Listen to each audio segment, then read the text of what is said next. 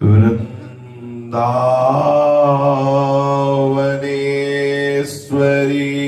तवैव पदारविन्दम्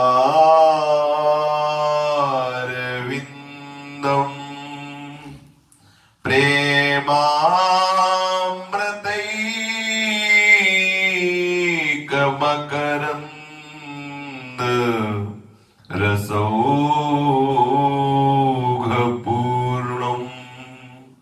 हृद्यर्पितं मधुपते स्मरतापमोग्रम् निर्वापयत् परम शीतल माश्रयामि निर्वापयत् परम शीतल माश्रयामि। श्रीमद श्री वृंदावन धाम की जय। श्री वृंदावन श्री वृंदावन श्री वृंदावन श्री वृंदावन प्राण वृंदावन जीवन वृंदावन सर्वस्व वृंदावन श्री वृंदावन। श्री राधा वल्लभ लाल की जय। भक्तन के शुभ गुण चरित जो सुनी है चित लाए, ताके भक्ति बढ़े घनी, अरु हरि हो ही सहाय। अजहू सोच विचारि के गही भक्तन पद ओट, हरि कृपालु सब पाछिली, क्षमी है तेरी खोट। हरि कृपालु सब पाछिली, क्षमी है तेरी खोट। श्री ध्रुवदास जी कह रहे हैं, आज भी विचार करके देख लो, सोच करके देख लो। अनंत जन्म बीत गए इस अहम की धरा से चलते चलते। ऐसा कर लेंगे तो हम सुखी हो जाएंगे, ऐसा कर लेंगे तो हम समस्त दुखों से मुक्त हो जाएंगे, ऐसा कर लेंगे। बस ये कर्तृत्वाभिमान हमें प्रभु से अनंत जन्मों से अलग किए हुए है। यदि आपको ऐसा अनुभव हो रहा है कि अभी तक आपको उस वस्तु की प्राप्ति नहीं हुई जिसकी हमें खोज है, तो भक्तों के चरणों का आश्रय ले लो। ध्रुवदास जी कहे, अजहू सोच विचार के गही भक्तन पद ओट। जैसे कोई प्रहार करने आ रहा हो और आप किले में छुप जाइए या किसी बलवान का सहारा ले लीजिए तो आप बच सकते हैं, वो प्रहार को रोक देगा। सबसे बहुत बलशाली वस्तु है भक्तों की चरण रज, क्योंकि भगवान से बढ़कर कोई है नहीं। और स्वयं भगवान जिस चरण रज लेने की बात कह रहे हैं, भगवान कह रहे हैं अनुब्रजाम में हम नित्यम पूये तंगुरेणु भी। ये जो भक्तजन है निरपेक्षम मुनिम शांतम निर्वैरम समदर्शनम, जो निरपेक्ष है मुनि, जो मननशील है, जो समदर्शी है, जो समस्त द्वंद्वों से मुक्त शांत महात्मा है, ऐसे संतों के पीछे पीछे हम डोलते हैं कि उनकी चरण रज हमारे ऊपर पड़ जाए और हम पवित्र हो जाए। सोचो, ऐसे सर्व समर्थ परम पावन तीर्थ पाद भगवान श्री हरि जिन भक्तों की चरण रज प्राप्ति के लिए ऐसी बात कह रहे हैं, उन भक्तों के चरणों से बढ़कर कोई भी समर्थ सहारा नहीं है। इसलिए ध्रुवदास जी कह रहे हैं अजहू सोच विचार के गए भक्तन पद ओट, ओट सारा, भक्तों के पद का आश्रय ले लो तो क्या होगा, हरि कृपाल सब पाछली छम है तेरी खोट। जितनी भी गलतियां हुई हैं, जितने भी अपराध हुए हैं, जितनी भी मलिनताएं हैं, ये सब संतों के आश्रय से नष्ट हो जाती है। प्रभु की चर्चा पूर्ण तभी होती है जब किसी महाभागवत की चर्चा उसमें होती है, और महाभागवत की चर्चा में प्रभु की चर्चा समाई होती है। दोनों अलग अलग चर्चा हो ही नहीं सकती। आप देखिए, जिसमें बड़ी रसमयी चर्चा हरि की होगी वो महाभागवत पुरुष की चर्चा से युक्त होगी, और वही महाभागवत है जिसमें हरि का महामहिमा में वात्सल्य और दुलार दिखाई देता है। तो चाहे हरि चर्चा कहो चाहे हरिजन चर्चा कहो, दोनों समाई हुई है। अगर हम हरि भक्तों की चर्चा करते हैं तो उसमें हरि का प्यार दुलार समाया हुआ है। यदि हम हरि की चर्चा करते हैं तो उसमें भक्तों का समर्पण, भक्तों की निष्ठा, भक्तों का हरि के प्रति कैसा प्यार है, ये समाया हुआ है। समस्त दुखों से मुक्ति का एक ही केवल उपाय है, समस्त अपराधों से बचने का एक ही उपाय है, समस्त वासनाओं से मुक्त होने का एक ही उपाय है। सब शास्त्रविद्ता महापुरुषों ने अनुभव करके कहा है, अशेष संक्लेश समम विधत्ते गुणानुवादा श्रवणम मुरारे कुतः पुनस्तत् चरणारविंद पराग सेवा रतिरात्मलब्धा।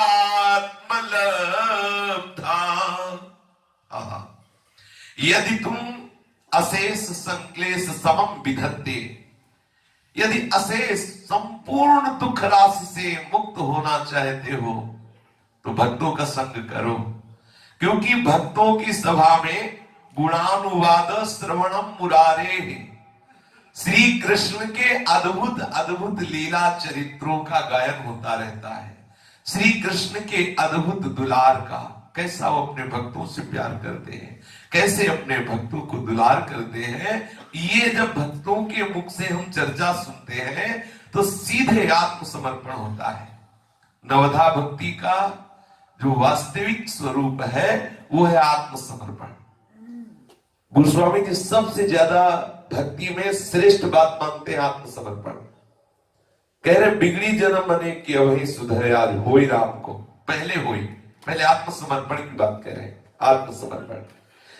और हम साधन अगर करते हैं तो श्रवणम कीर्तनम विष्णु स्मरणम पाद सेवनम अर्चनम बंदनम दास्यम सख्य आत्मनिवेदनम, आखिरी भक्ति नवधा में आखिरी भक्ति आत्मनिवेदन, और साधु संग से सीधे आत्मनिवेदन, सीधे सब भक्ति अपने आप सहज में पूर्ण होती जाएगी। और प्रारंभ से ही आत्मसमर्पण, ये सबसे बड़ी बात है, ये सूक्ष्म बात है। जब हमें साधु समागम मिलता है तो साधु समागम से जो लाभ मिलता है वो सीधे आत्मसमर्पण, प्रभु के चरणारविंद में आत्मसमर्पण। क्योंकि जब हम प्रभु का दुलार सुनते हैं कि ऐसा भक्तों से प्यार करते हैं, प्रभु ऐसे भक्तों की रक्षा करते हैं, प्रभु ऐसे ऐसे बड़े बड़े अपराधों को गिनते ही नहीं। जन अवगुण प्रभु मान न काहू, दीन बंधुवति मृदुल स्वभाव। आहा, अवगुण करे समुद्र सम घनत नापनो जान, राई के सम भजन को मानत मेरु समान। तो हृदय में उत्साह आ जाता है कि मुझ अधम को भी प्रभु स्वीकार कर लेंगे। उत्साह आ जाता है और हम आगे बढ़ते हैं। इसलिए यहां कह रहे हैं मैत्रेय जी विदुर जी को कि यदि समस्त दुखों का नाश करना हो, अशेष अशेष संक्लेश समम विधत्ते, समस्त दुखों का नाश करने वाला क्या है? भक्तों की सभा में जो श्री कृष्ण यश गान किया जाता है, जो श्री कृष्ण में रमे हुए प्रेमी महाभागवत जन है, उनका जो यश गान किया जाता है, समस्त दुखों का नाश हो जाता है। क्योंकि जो देहाभिमान है, जो देह भाव है, ये भक्तों के संग में जो भगवत यश सुनने को मिलता है, इससे नष्ट हो जाता है। ये मोह बहुत विचित्र है, घूम घूम करके ये मोह में बांधता रहता है, फंसाता रहता है। ये देहाभिमान से मुक्त होना बड़ा कठिन होता है। पर भक्तों का संग, तीन मुख हरिजस सुनत श्रवण मानो न द्रवित छिन्न। आहा, तृष्णा बढ़ने लगती हरियस श्रवण की। हरियस श्रवण की तृष्णा, अंदर की समस्त भोग तृष्णा का नाश करके हरि चरणों में रति पैदा कर देती, जो अति दुर्लभ बात है। यदि हमारे हृदय कमल में श्री कृष्ण के श्री चरणारविंद के प्रति थोड़ी भी रति, श्री प्रियालाल के प्रति थोड़ी भी रति, इतना अपनापन आने लगे कि ये हमारे हैं, ये बहुत बड़ी बात हो गई। पर ये आती है सीधे भगवत प्रेमी महात्माओं के संग से, जिसके हृदय में ये बात आ गई कि प्रभु हमारे हैं, अब उसे कोई बांध नहीं सकता। बहुत सुंदर बात है, ध्यान देने योग्य। यदि आप समस्त दुखों से मुक्त होना चाहते हो तो आज भी सोच विचार कर देख लो तुम्हारे उपाय से कि आज तक तुम दुख से मुक्त हो पाए। बोले नहीं, तो बोले महाभागवत जनों के चरणों का सहारा ले लो, आश्रय ले लो, क्योंकि उनकी सभा में हरियस होता रहता है। हरि प्रेमी जो महाभागवत जन है, उनका यश होता रहता है। वो जो श्री कृष्ण यश, श्री कृष्ण प्रेमी महात्माओं का यश है, वो समस्त वासनाओं का नष्ट कर, जब कान के दोने से भर भर कर भगवत यश भागवत यश सुनते हैं तो हृदय का समस्त वासना बल नष्ट हो जाता है और दुखों में फंसाने वाला ये वासना बल ही होता है। जहां चित्त निर्वासनिक हुआ, स्वाभाविक श्री कृष्ण के चरणारविंद की रति का प्रादुर्भाव हो जाता है। जिसके हृदय में श्री कृष्ण चरणों की रति आ गई, फिर उसे कोई बांध नहीं सकता। ध्यान रखना, ये प्रभु के चरणों की रति का प्रभाव है। और जो प्रभु की चरणों में अपनापन नहीं कर पाया, तो चाहे जो साधना कर ले, घूम घूम के वो कंचन कामनी कीर्ति में ही फंसेगा। तावत भयम द्रविण गेह सुहन निमित्तम शोकः स्पृहा परिभवो विपुलश्चलोभः तावन्ममेत्य सद्वग्रहार्ति मूलम् यावन्न त्रेंगिमभयं प्रवणीत लोकः। ब्रह्मा जी कह रहे जब तक पुरुष आपके अभयप्रद चरणारविंदों का आश्रय नहीं ले लेता, तब तक उसे धन बांधे रहता है। वो धन के बिना अपने को मृत समझता है। यदि हृदय में धन बल है तो अभी हरि चरणों का आश्रय नहीं है। जब तक हरि चरणों का आश्रय नहीं रहता, तभी तक वो धन का आश्रय लिए रहता, धन बल रहता है। बहुत ध्यान देने योग्य बात है। अपबल तपबल और बाहुबल चौथो बल है दाम, सूर किशोर कृपाते हारे को हरि नाम। अगर आप हरिदास हैं, हरि चरणाश्रित हैं, तो आपके हृदय में धन का बल नहीं होगा। और यदि हरि चरणों का आश्रय नहीं है तो ये धन बल तुम्हें बांधे रहेगा। जिसके हृदय में धन बल होता है, उसके हृदय में शोक, चिंता, नाना प्रकार के क्लेश, अशांति, भय, ये सब बने रहते हैं। ब्रह्मा जी कह रहे हैं जब तक हे श्री कृष्ण आपके चरणों का कोई आश्रय नहीं लेता, आपके चरणों से अपनापन नहीं करता, आपके चरणों की रति को प्राप्त नहीं होता, तभी तक उसे धन बांधे रहता है, उसे घर फंसाए रहता है, उसको भाई बंधु पत्नी पुत्र आदि ये सब ऐसे फंसाए रहते हैं जैसे कोई बेड़ी से बांध दे, जैसे कोई हथकड़ी से जकड़ ले। ये भय, शोक, लालसा, दीनता, ये लोभ आदि, ये मैं मेरेपन का दुराग्रह है, ये तभी तक उसे बांधे रखता है जब तक आपके चरणों में रति नहीं होती। और हे श्री कृष्ण, आपके चरणों में रति कब होगी?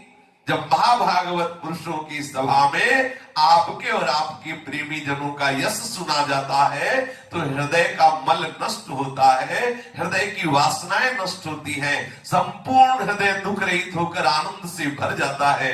उसी आनंद दशा में श्री कृष्ण से रति होती है, उसी आनंद दशा में विशुद्ध बोध होता है। जिसके हृदय में श्री कृष्ण रति है, जिसके हृदय में आत्म रति है, उसको दुख स्पर्श भी नहीं कर सकता, कोई भी बंधन उसको स्पर्श नहीं कर सकता।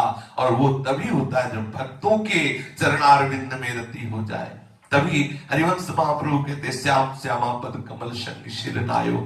यदि भगवत प्रेमी महात्माओं का संग मिल गया है तो अहम छोड़ करके अपनी मान्यता, सब अपनी मान्यता से चलते हैं प्यारे। अपनी मान्यता मिटा देना ही भगवत प्राप्ति के मार्ग में कमर कस के चलना होता है। नारायण अति कठिन है हरि मिलन की बाट, या में पग पीछे धरे प्रथम शीश दे काट। शीश काटने का मतलब समझते हो? अपनी मान्यता मिटा देना। किस लिए? लास्ट तीन लोकन की न वेद को कहो करे, न संक भूत प्रेत की न देव जच्छते डरे, सुने न कान और की दृश्य न और इच्छना। ना किसी की बात सुननी है ना अपनी बात बोलनी है, सुने न काहू की कही कहे ना अपनी बात, नारायण व रूप में मगन रहे दिन रात। लोग क्या कहेंगे, ये बात हमारे हृदय से हट जानी चाहिए। हमें संतों के समागम से ऐसी निष्ठा प्राप्त कर लेनी चाहिए कि लोग हैं ही नहीं, हम जिनके लिए चल रहे हैं वही प्रीतम स्वरूपों में है। प्रीतम के सिवा दूसरा कोई है ही नहीं। जब तक लोक दृष्टि होगी तब तक पूज्य श्री राधा बाबा जी महाराज कह रहे हैं कि तुम्हारे हृदय में दूसरों के दोष देखने की वृत्ति बनी रहेगी, क्योंकि लोग हैं, लोगों में कुछ गुण होता है, कुछ दोष होता है, और जहां दोष देखने की वृत्ति होगी वहां ऊंचे से ऊंचा साधन का जो आंतरिक फल है वो आपको प्राप्त नहीं हो पाएगा। आप साधन करेंगे और जहां दूसरे में दोष दर्शन हुआ तो आपके साधन का जो भागवतिक आनंद है, दूसरे का दोष दर्शन, दूसरे की दोष चर्चा, दूसरे के दोषारोपण का भाव हमारे भागवतिक आनंद के फल को नष्ट कर देगा। सब हमारे प्रीतम है, ये धारणा हमें करनी पड़ेगी। ऐसी भ्रांति जो है वो बड़े ऊंचे से ऊंचे साधकों में भी बनी रहती है, बड़े बड़े साधकों में बनी रहती है। कौन सी भ्रांति? हम अच्छे साधक हैं, सामने वाले में ये अच्छे सद्गुण नहीं है। हम असली महासिद्ध हैं, सामने वाला तो अभी बच्चा है, साधक है, उसमें दोष है, उसमें कमी, हम पूर्ण हैं। ये दोष दर्शन की वृत्ति का अत्यंत अभाव हुए बिना कोई सिद्ध हो ही नहीं सकता। ये वृत्ति बड़े ऊंचे ऊंचे साधन करने वाले साधकों में रहती, ये बहुत गंदगी है।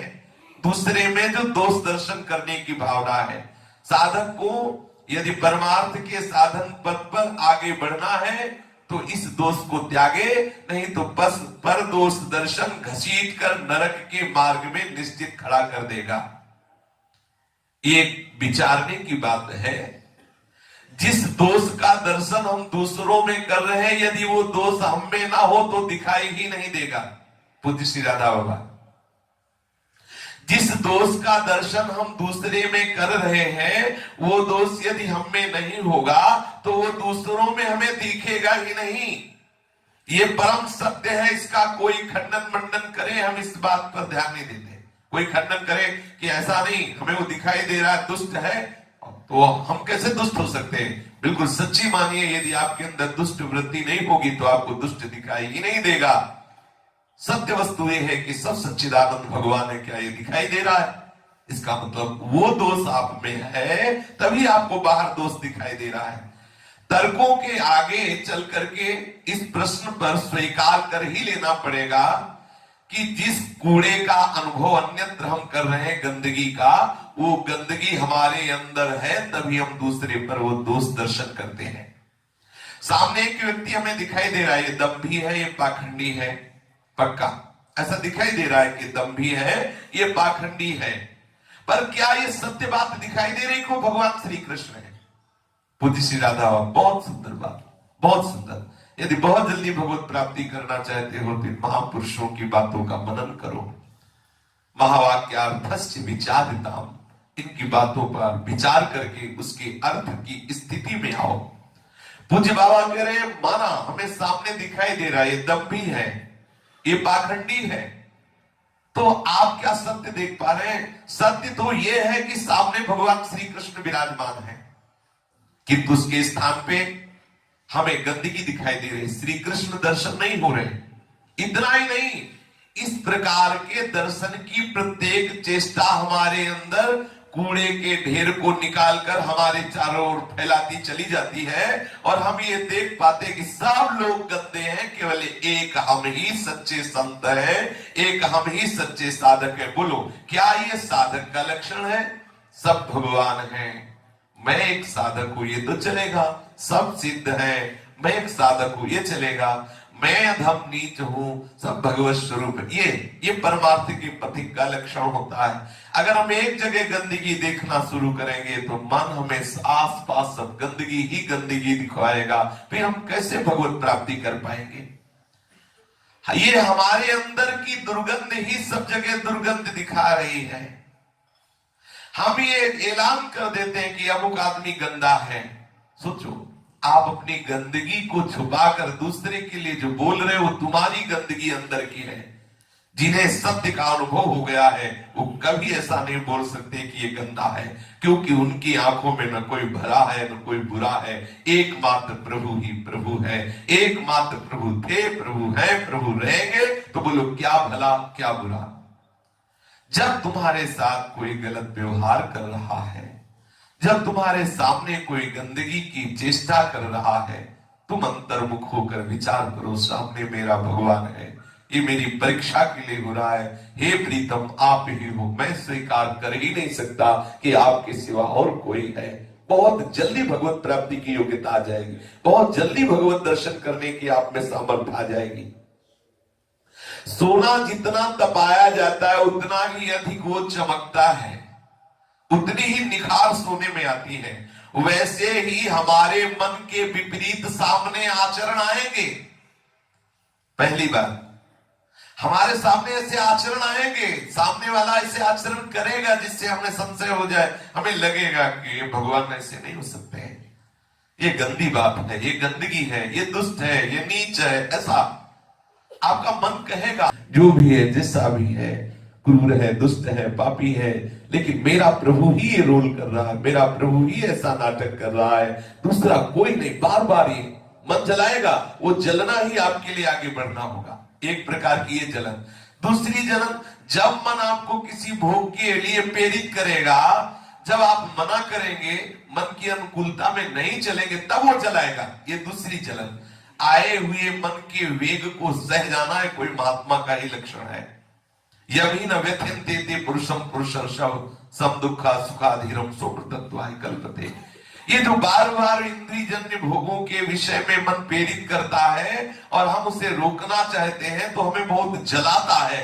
उस जलन को जो सह जाता है, बिल्कुल विश्वास कर लीजिए, वही आगे इस मार्ग में बढ़ता है। पहली बात, आपके सामने वाला व्यक्ति ऐसा आचरण करेगा कि आप उस पे दोष दर्शन करें, उसकी निंदा करें, पर आपको नहीं करना। आपको ये मानना मेरे प्रभु हैं, मेरे ही प्रभु हैं। बार बार अंदर से वो जलन जो होगी वो आपको परमार्थ में आगे बढ़ाएगी। दूसरी कोटि की जलन, जब आपका मन विषयों की तरफ खींचेगा, विषय भोगों की तरफ लालायित होगा, आप उसे रोकने की चेष्टा करेंगे, वो आपको जलाएगा। आपको वो जलन सहनी होगी। आप जितना इस मार्ग में जलन सहेंगे, विपत्ति सहेंगे, अपमान सहेंगे, प्रतिकूलता सहेंगे, तो आप तपते चले जाएंगे और आगे देखेंगे कि आपके भीतर ही भीतर एक महान बल प्रकट होगा, जिसे भागवतिक बल कहते हैं, जिसे भागवतिक तेज कहते हैं। बहुत ध्यान देने योग्य बात है। लगभग साधक 90% यही फेल हो जाता है, यही साधक फिसल जाता है। पहली बात, सामने ऐसे आचरण आएंगे जिनमें हम दोष दर्शन करें, निंदा करें, बहुत ध्यान देने योग्य बात। दूसरी बात, जब हमारा मन भोगों की तरफ खींचता है कि ऐसी परिस्थिति आ जाए, ऐसी वस्तु आ जाए, ऐसा व्यवहार हो, ऐसी ऐसी अमुक अमुक मांग हमारी पूरी हो। यदि हम उसको सपोर्ट नहीं करते तो वो मन हमें बहुत जलाता है। उस जलन को सहना है। अपमान में जलन होता है, निंदा सुनने में जलन होता है, विपत्ति में जलन होता है, शरीर की प्रतिकूल परिस्थिति में जलन होता है। उस जलन को जो सह जाता है उसके हृदय में भगवान की कृपा से भागवतिक बल का उदय होता है, सुंदर ज्ञान प्रकट होता है, सुंदर भागवतिक तेज प्रकट होता है। समझना, कब तक जलना पड़ेगा? हम सोचते हैं इस जलन को मिटा दे। जो जलन मिटाने की चक्कर में पड़ा तो जलन बढ़ा लेगा। जो जलन सहने की चक्कर में कि अब मुझे सहना ही है, हर परिस्थिति में हम प्रभु का स्मरण करते हुए हर दुख सहेंगे, वो महान बल से युक्त हो जाता है, वो भागवतिक तेज से युक्त हो जाता है। जब ये भागवतिक तेज प्रकट हो जाएगा तो निर्मलता का सौंदर्य आंखों में छा जाएगा। आप जिधर देखोगे सुंदरता ही सुंदरता दिखाई देगी। जित देखो तित श्याम। यह है भागवतिक बल, यह है भगवत तेज। नेत्र निर्मल हो गए, जिधर देखता उसे आनंद ही आनंद, दसों दिशाएं आनंदमयी। और हर महापुरुष इस स्थिति में आता है। चाहे आप राम उपासक देखो, कृष्ण उपासक देखो, जुगल उपासक देखो, एक बार सबकी स्थिति आती, समस्त चराचर जगत हमारा आराध्य देव है, ऐसा सबको अनुभव होता है। यदि अनुभव भी नहीं हुआ तो आप अभी इस धरा पर नहीं आए। इसी धरा के ऊपर महाप्रेमोन्माद होता है। इसलिए साधक इस धरा पर पहुंचने के लिए ये तीन बातें बिल्कुल जीवन में उतार ले। पहली, सामने किए हुए प्रतिकूल व्यवहार को अपने आराध्य देव का मान के चुपचाप सह जाना। हमारे इस मन के द्वारा दी हुई प्रतिकूलता जनित जलन को सह जाना। अपमान, निंदा, शारीरिक दुख, शारीरिक प्रतिकूलता, इन सबको सह जाना, कुछ नहीं भूलना। सहत सहत बाढ़े भगति ग्रहतन गुरुहितकार। तो आपके हृदय में एक भागवतिक बल प्रकट होगा, भागवतिक तेज प्रकट होगा। उससे आपका अंतःकरण निर्मल होकर के मानस नेत्र खुल जाएंगे और जिधर देखोगे उधर अपना प्रीतम दिखाई देगा। ये पक्का समझो, पक्का। विपत्ति की आशंका से साधक उदास होने लगता है, घबराहट पैदा हो जाती है, अपमान से भयभीत होने लगता है। उसको लगता है कहीं कोई अपमान न कर दे, कहीं कोई विपत्ति ना आ जाए, कहीं कोई समस्या ना आ जाए। वो इसी चिंता, ये क्या साधना हो रही है? ये क्या भागवतिक उपासक के हृदय की धरा है? विपत्ति की आशंका मात्र से कुछ लोग तो अधमरे बने रहते हैं, निगेटिव चिंतन में ही परेशान रहते हैं। ऐसा क्यों होता है? इसलिए होता है कि उनको भगवान पर विश्वास नहीं, इसलिए उनको मन की जलन सह नहीं पा रहे हैं। सहो बिना सहे सहनशील आशय उदार धीरज सहित विवेकी, विवेकवान धैर्यवान सहनशील ही इस मार्ग पर आगे बढ़ता है। ये जगत के भोगों में जो तुम सुख ढूंढ रहे हो, इनको भोग रहे हो, यही तुम्हें कमजोर कर रहे हैं, इसलिए तुम आगे नहीं बढ़ पा रहे। जगत के भोगों में सुख ढूंढना, जगत के भोगों का चिंतन करना, जगत के भोगों में महत्व बुद्धि रखना, भोगना, यही हमारी कमजोरी है, जो हम सब में भगवत दर्शन नहीं कर पा रहे, जो हम महाआनंद में निमग्न नहीं हो पा रहे। इस कमी को दूर करना है। यदि हम असली दृष्टि को अपना सकते, पहले निश्चय कर लेते कि हमारा लक्ष्य क्या है। हमारा लक्ष्य है चराचर जगत को भगवत स्वरूप मानना। हम इस बात पर तैयार होके खड़े हो जाए कि चराचर जगत भगवान है। जहां ऐसा सोचोगे तो सामने गाली आएगी, सामने अपमान है। आपको बार बार सोचना मेरा ही प्रभु है। मेरा थोड़ा अभ्यास करने में कठिनता लगेगी, थोड़ा आपको जलना पड़ेगा, आपको थोड़ा लगेगा कि ऐसा कैसे हो सकता है, ये भगवान कैसे हो सकता है, मेरा प्रीतम प्रभु ऐसे कैसे हो सकता है, वो ऐसा कैसे बोल सकता है, वो ऐसा कर सकता है, कर तुम अन्यथा कर तुम, वो सब कुछ कर सकता है। वही रात है, वही दिन है, वही हर्ष है, वही शोक है, वही जन्म है, मृत्यु है, दुख है, सुख, जो कुछ भी था, जो कुछ भी है, जो कुछ भी रहेगा, उसके सिवा कुछ है ही नहीं। पक्का नहीं, मान लो, प्रपंच से हट जाओगे। विद्या विनय संपन्ने ब्राह्मणे गविहस्तनी स्वनी च सुपाके च पंडिता समदर्शिना यो माम पश्यति सर्वत्र सर्वम च मयि पश्यति तस्याहं न प्रणश्यामि सच में न प्रणश्यति। साहस, एक नवीन बल हृदय में लाओ। सबको प्रणाम करो, सब में मेरा प्रीतम है, ऐसी दृढ़। इसी के बाद प्रेम आएगा। आप सोचो किसी से राग द्वेष करते रहे, खुद साधना करते रहो, अंधा बटे पड़ा चबाए, भगवत तत्व की अनुभूति नहीं होगी। प्रेम इसके ऊपर है। सर्वम खलविदम ब्रह्मणे नानास्ति किंचन, इसके ऊपर प्रेम है। सर्वान वस्तुतया निरीक्ष परम स्वराध्य बुद्धिर्मम, मेरा प्रीतम सब रूपों में है। बोलो किसकी निंदा करें, किससे हम सम्मान चाहें? अगर हमारे हृदय में ये बात नहीं आएगी तो हमारी ठीक साधना नहीं हो रही। किंतु अभी कुछ बिगड़ा नहीं, आप जिस भी स्थिति में हो अपनी स्थिति को संभालिए। सुबह का भूला हुआ यदि शाम को घर पहुंच जाए, अथवा शाम को भी घर की ओर जाने वाली सड़क पर मुंह करके दौड़ चले तो काम बन जाएगा। वो तो घर पहुंच ही गया जो चला। अभी हम तो केवल चलने की प्लान करते हैं, फिर फिसल जाते हैं। थोड़ा चलो। यदि सूर्य छिप गया है, एक घड़ी रात जाते न जाते हम घर पहुंच जाएंगे। चलो। सूर्य छिप रहा है अर्थात बुढ़ापा आ रहा है, मृत्यु नजदीक आने वाली, लेकिन चल दो, परमार्थ में चल दो, प्रभु की तरफ चल दो। जो ही तुम ऐसा निश्चय करोगे कि अब मुझे भगवत प्राप्ति करनी है, हो गया जो कुछ होना था, संसार का रिझाना हो गया, उसी समय भगवान तुम्हारे रक्षक बन गए। निरंतर वो तुम्हारे साथ रहेंगे, तुम्हारा सहयोग करेंगे। करो सदा तिनके रखवारी, जिम बालक रखे भातारी। जहां आवश्यकता होगी वहां प्रकाश दिखा देंगे, किसी न किसी रूप में आकर के। कभी तुम किसी गड्ढे में नहीं गिर सकते, ऐसा हो तुम्हें पकड़ लेंगे। कोई भी जंगली जानवर काम क्रोधात तुम पे हमला नहीं कर सकता, हो तुम्हें बचा लेंगे। जहां तुम्हें प्यास लगेगी, बड़ा सुखद ठंडा जल, कृपा रूपी जल पिला देंगे। और जहां ज्यादा थक जाओगे ना तो तुम्हें छू देंगे। जहां छुएंगे तो एक नया आनंद आ जाएगा।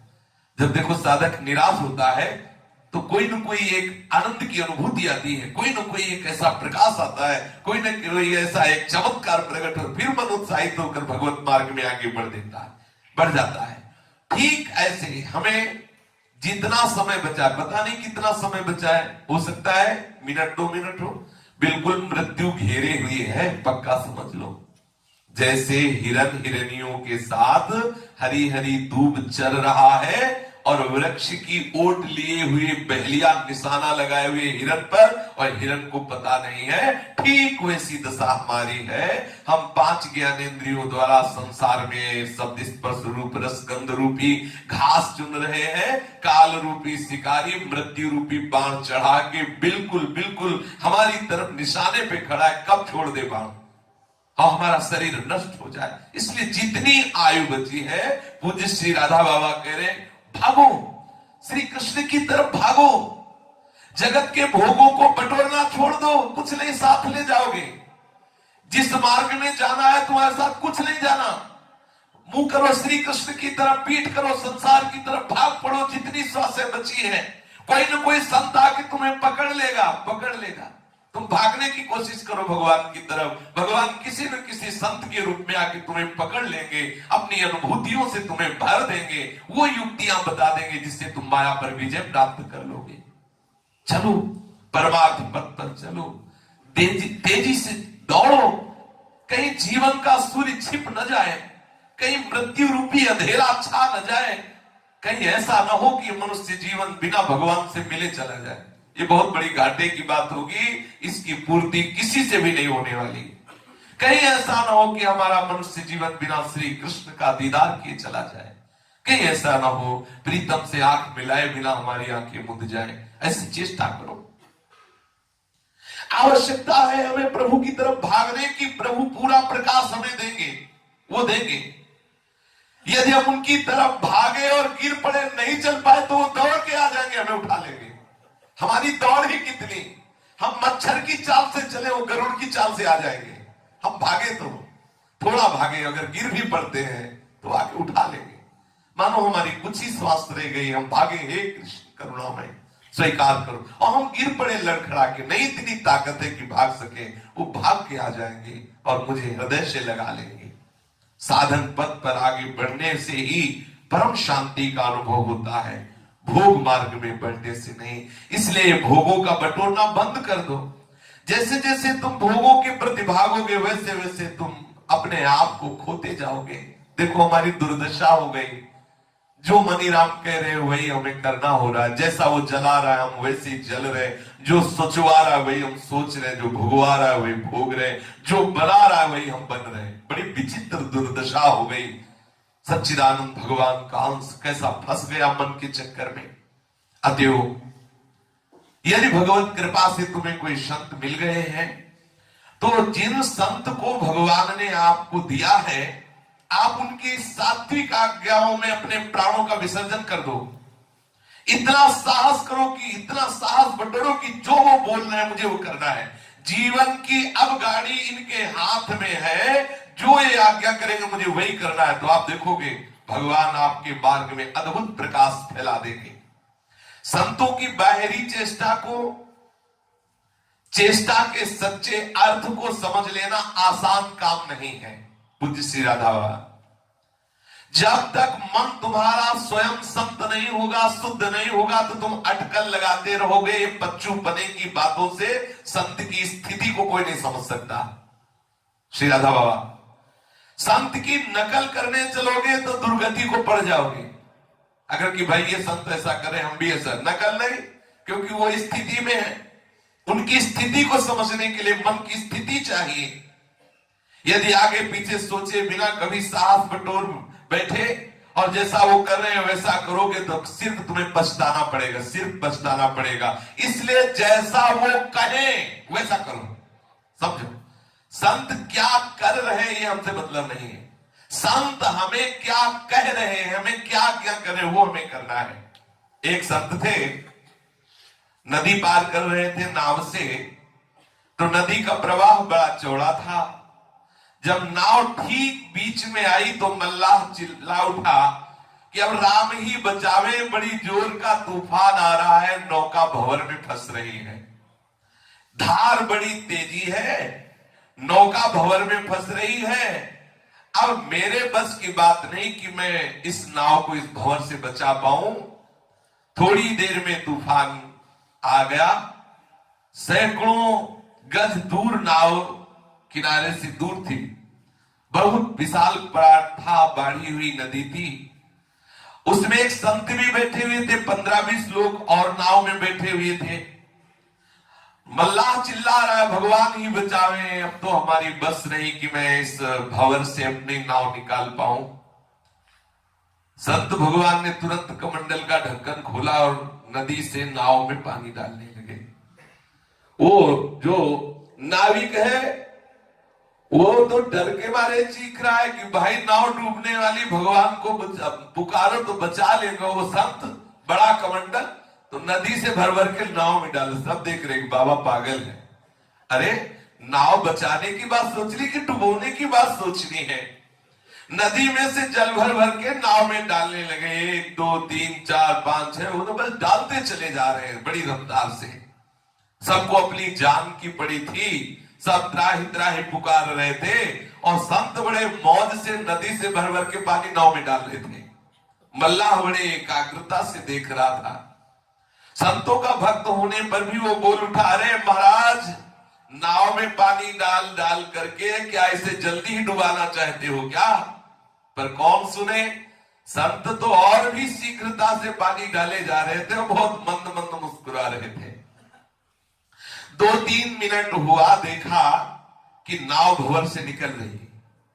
ओ मल्लाह पुकारा, भगवान की कृपा हो गई, हमें लगता है नाव बच जाएगी, अब नाव नहीं डूबेगी। ये बात सुनते ही संत नाव से पानी भर भर के नदी की तरफ डालने लगे, बाहर फेंकने लगे। पक्का सबको लग गया कि संत पागल है। नाव किनारे लग गई, यात्री उतरे। मल्लाह बड़ा श्रद्धालु था, वो किसी भी संत महात्मा से कभी उतराई जीवन में नहीं ली और जिनके पास पैसा नहीं होता था उनको भी ऐसे ही पार कर देता था। याचना तो उसने कभी की ही नहीं थी। लोग जो दे देते उसी से उसका जीवन चलता। उसके मन में आया संत पागल होंगे, किंतु ऐसा नहीं हो सकता। मुझे तो लगता है कि ये नाव बची ही इन्हीं की कृपा से है। अगर ये संत ना होते तो नाव न बचती। चेष्टाएं तो इनकी पागल जैसी हुई, लेकिन मुझे अनुभव में आ रहा है कि संत की कृपा से ही नाव डूबी नहीं। उसने जब सब यात्री उतर गए, संत एक तरफ खड़े हुए, तो डांड फेंक कर संत के चरणों में साष्टांग लेटा, बोला महाराज आपने ऐसा क्यों किया? पहले तो जब हम कह रहे थे कि नाव डूबने वाली है, तो आप नदी से लेकर पानी नाव में डाल रहे थे, और जब हमने कहा नाव हमें लगता है बच जाएगी, तो आप नाव से पानी पुनः नदी में डाल लेते। मुझे तो कुछ पल्ले नहीं पड़ा, ये क्यों, ऐसा क्यों कर रहे थे? नाव डूबने जा रही है तो आप और नाव डुबो रहे थे, नाव बचने जा रही है तो आप नाव बचा रहे थे। मुझे समझ में नहीं आया, नाव डूबने जा रही तो आपको बचाना चाहिए, संत है, ये उल्टा कैसा आप चेष्टा कर रहे थे? संत ने कहा नाव डूबे या बचे, इससे मेरे लिए कुछ बनता बिगड़ता नहीं, मेरे लिए कोई बात नहीं, मेरे लिए बात मेरे प्रभु चाहते क्या है। अगर वो नाव डुबोना चाहते तो 5-10 कमंडल हमारा और सहयोग है। आपने कहा कि नाव डूबने वाली, हमने सोचा मेरा मालिक बुला रहा है, डुबाना चाहता है नाव को। देखो ये संतों, तुम मत करना, मतलब इसीलिए कह रहे कि संतों की आज्ञा का पालन करना, उनकी चेष्टा नहीं करनी।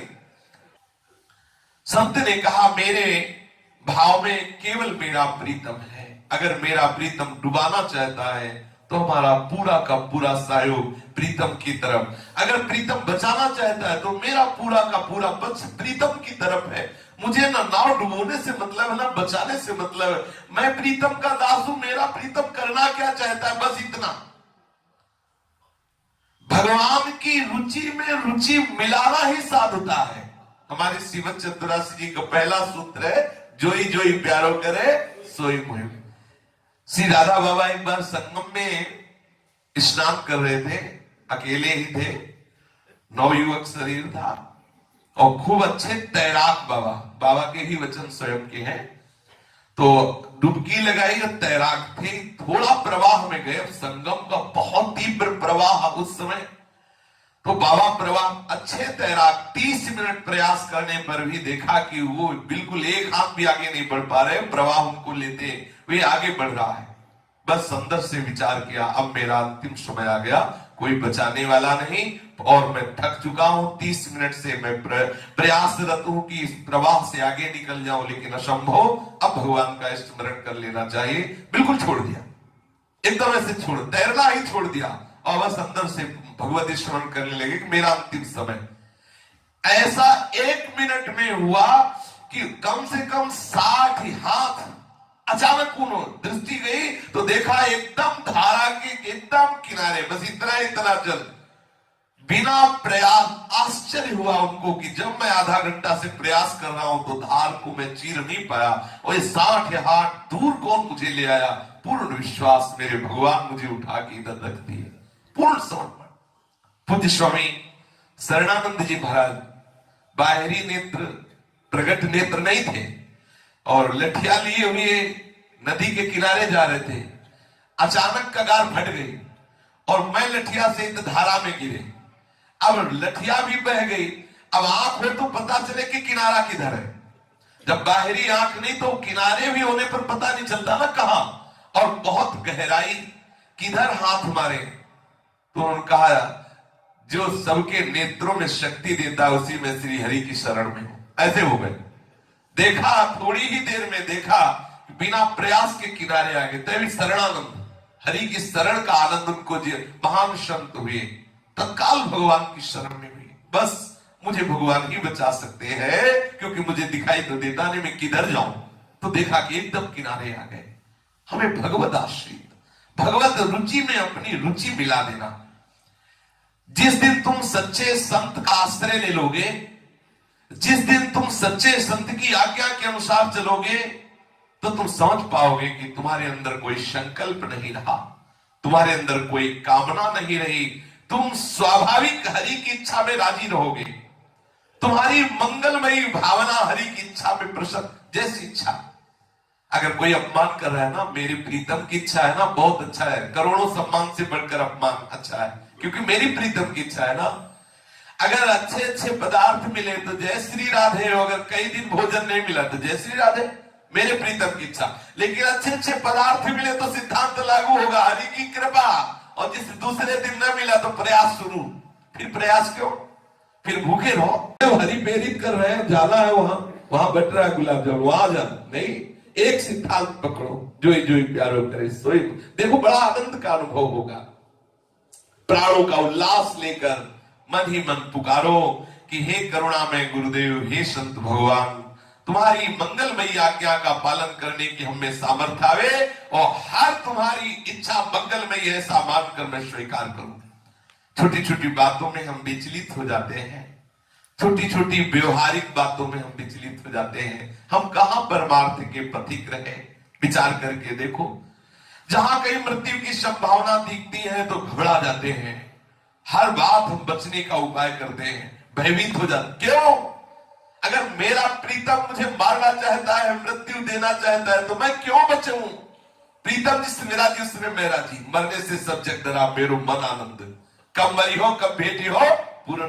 अगर मृत्यु से भय तो साधना क्या? संसारिक जीव भी डरते हो, तुम भी मृत्यु से डरे तो उपासक क्या, बाबा जी क्या, भगवत मार्ग का प्रतीक क्या? सच्ची बात, मृत्यु के लिए जब ऐसा उत्साह होने लगे जैसे ब्याह में दूल्हा उत्साहित होता है, तो जानो कि कुछ साधना हुई है, तब जानो कुछ आनंद हुआ है। मरने का समय आ रहा हो, लग रहा हो कि अब हमें लग रहा है, इशारा हो रहा है कि शरीर छूटे, आपका हृदय नाच पड़े, अपने प्रीतम से सदा सदा के लिए मिलने का समय आ। अगर डिप्रेशन में पहुंच गए तो क्या साधना है, क्या साधना? वास्तविक भगवत आराधन का मतलब है शरीर का संबंध खत्म हो जाए, मुस्कुराते हुए आप हरि के चरणों। देखो देशभक्ति में ऐसे ऐसे नौजवान भारतीय हुए कि वंदे मातरम कह के फांसी का फंदा चूमा, जल्लादों को नहीं लगाना पड़ा, अपने आप गले में लगाए झूम गए। देखा चंद्रशेखर आजाद ने कि अब पकड़ा जाऊंगा तो अपने ही पिस्तौल से अपने को, ये देशभक्ति हो, हमारी भक्त है, श्यामा श्याम के भक्त है। जुकाम हो गया तो उदास हो जाते हैं कि हमारे भजन में कमी है क्या, जुकाम क्यों हो गया? अरे मृत्यु का समय आने पर भी मुस्कुराहट होनी चाहिए, है? प्यार किया है, हरि से प्यार किया है, देश से थोड़ी प्यार किया है। तुम्हारा मंगल करने के लिए तुम्हारा प्रीतम उल्लसित है, वो मृत्यु रूप रख के आता है तुम्हारा आलिंगन करने के लिए। तुम घबरा क्यों रहे हो, क्यों घबरा रहे हो? ये बहुत जोर की बात श्री राधा बाबा कह रहे, बहुत जोर की बात। संतों के आदेश से हम चले, उनके आचरणों से नहीं। एक संत थे 10 तोला जहर खाते थे, 10 तोला, और ऐसे इतनी भांग खाते, हमने देखा इतनी भांग, और रात दिन आसन में बैठते। हम सोचे कि वो संत भांग खाते थे तो हम मरी जाएंगे, जहर खाते थे हम मरी जाएंगे। हम संतों के आचरणों को, उनके जो आचरण उपदेश से मिलते हैं वो तो लेंगे, अन्यथा नहीं। शास्त्र सिद्धांत, बड़े बड़े संतों को बड़े विचित्र विचित्र, देखो भगवान शंकराचार्य जी आगे आगे जा रहे थे तो उनके कुछ शिष्य पीछे चल रहे थे, तो शिष्यों की परीक्षा के लिए आचार्य चरण ने लीला की। कहते हैं एक जगह मछली बिक रही थी, तुम मछली खाने लगे, तुमने 4 में नहीं पाई, और शिष्यों ने सोचा गुरुजी पा रहे तो हम भी पाले। नहीं, ये गलत सिद्धांत है। आगे बढ़े तो देखा कांच खोल रहा था, तो ऐसे ही खोलता हुआ कांच खप्पर में लिया, पीने लगे। तो जिन्होंने मछली पाई थी उन शिष्यों से आचार्य चरण ने कहा कि पियो। वो हमारी सामर्थ्य ने, बोले मछली खा लेगी, बोले आपने पाए, बोले पी तो रहे, हम पी रहे, पियो नहीं। आचार्य ने ऐसे किया तो महायोगी थे, जीवित मछलियां निकल पड़ी, और वो ऐसे किया तो सब लीवर में जाके बचने लगी। बहुत हम संतों के आचरण जो शास्त्र सम्मत है, जो उनके उपदेश से मिलते हैं, जो उनकी आज्ञा से मिलते हैं, हम वही करें। संत जो करते हैं हमें वो नहीं करना, संत जो कहते हैं और उनके उपदेश से जो उनके आचरण मिलते हैं वो हम करें। असली संत की कोई सी बात किसी दिन किसी क्षण मन में उतर गई, पर्वत की तरह अचल विश्वास हो गया, जीवन उस सांचे में ढलते देर नहीं लगेगी, तुम भी संत बन जाओगे। पूज्य श्री राधा बाबा कह रहे हैं, ध्यान रखना, अगर किसी भी क्षण किसी संत की बात मन में उतर गई, पर्वत की तरह उस बात पर तुमने अचल होकर विश्वास कर लिया, जीवन के सांचे में बदलते देर नहीं लगेगी, भगवान तुम्हारे स्वागत के लिए सामने खड़े दिखाई देंगे। देखते देखते तुम निहाल हो जाओगे, कृतार्थ हो जाओगे। हमारी देरी का कारण है विश्वास ना होना। ये जो आजकल पढ़े लिखे लोग हैं, तार्किक लोग हैं, ये विश्वास पर ध्यान नहीं, वो अपने तर्क पर विश्वास।